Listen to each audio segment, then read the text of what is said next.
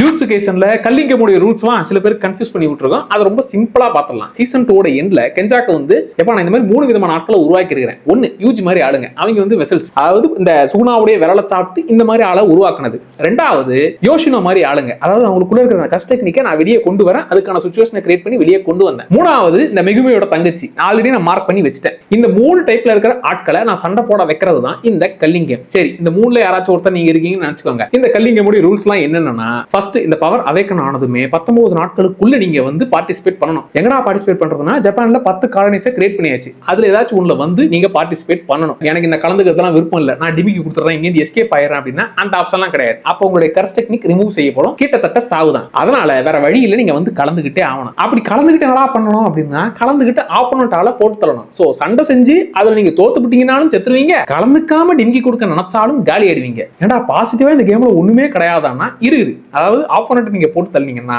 உங்களுக்கு பாயிண்ட்ஸ் கிடைக்கும். அதுல சார்சரரா இருந்தா உங்களுக்கு 5 பாயிண்ட், நான் சார்சரரா இருந்தா ஒரே ஒரு பாயிண்ட். சரி, வேற ஏதாச்சும் இந்த கேம்ல என்னால மாத்த முடியுமான்னா அதுக்கு நீங்க 100 பாயிண்ட்ஸ் இருக்கணும். 100 பாயிண்ட்ஸ் எடுத்தீங்கன்னா புதுசா ஒரு ரூலை கிரியேட் பண்ணலாம். அதுக்குன்னு இந்த கேமை மூடிடுங்க, இந்த கேம் எனக்கு வேணாங்க இப்படிங்கிற இந்த ரூல் எல்லாம் பண்ணக்கூடாது. சோ ஆல்ரெடி நடந்துகிட்டு இருக்கிற இந்த கேமை பாதிக்காத வகையில நீங்க ஒரு புது ரூலை கிரியேட் பண்ணலாம். அந்த ஒரு ஆப்ஷனுக்கு 100 பாயிண்ட்ஸ் நீங்க எடுத்தாகணும். சரி, இந்த கேம்ல கலந்துக்கிறேன், பாயிண்ட்ஸ் இருக்கிறேன், அதெல்லாம் ஓகே. இதெல்லாம் எப்படி நான் மேனேஜ் பண்றதுன்னா, உங்க கூடவே ஒரு ஷிகிகாமியை சுத்திக்கிட்டு இருக்கும். சோ அது வந்து மொத்தமா பிஏ மாதிரி எல்லாத்தையும் பாஸ் இந்த கேம்ல கலந்துக்கிட்டீங்க, இவ்வளவு பாயிண்ட்ஸ் எடுத்துருக்கீங்கன்னு அது உங்களுக்கு டேட்டா பேஸ் எல்லாம் கொடுத்துரும். பிளஸ் 19 நாள் வரைக்கும் உங்க பாயிண்ட் ஏறவே இல்லைன்னா எதுக்கு நீ இருக்க அப்படின்னு சொல்லி அப்பயும் போட்டு தள்ளுவாங்க. ஒண்ணு கலந்துக்காம இருந்தாலும் காலி, கலந்துகிட்டு தோத்தீங்கன்னா அப்பயும் காலி, கலந்துகிட்டு சும்மா இருந்தாலும் அப்பவும் காலி. இப்ப இந்த கல்லிங் கேம் ரூல்ஸ் என்னன்றது கிளியர் ஆயிடுச்சா? இப்ப அடுத்தடுத்த வீடியோஸ்ல கெஞ்சாவுக்கு எதுக்காக இதை பிளான் பண்றாங்க, டென்கனியா இதை பார்த்து பயப்படுறாரு, அடுத்து ஜூட்சு சார்சரர் அவங்க என்ன விஷயங்களெல்லாம் பண்ண போறாங்கிறத அடுத்தடுத்த வீடியோஸ்ல இதை அப்படியே கவர் பண்ணுவோம். அனிமி பத்தி நிறைய தெரிஞ்சுக்க நம்ம பேஜை ஃபாலோ பண்ணிக்கோங்க.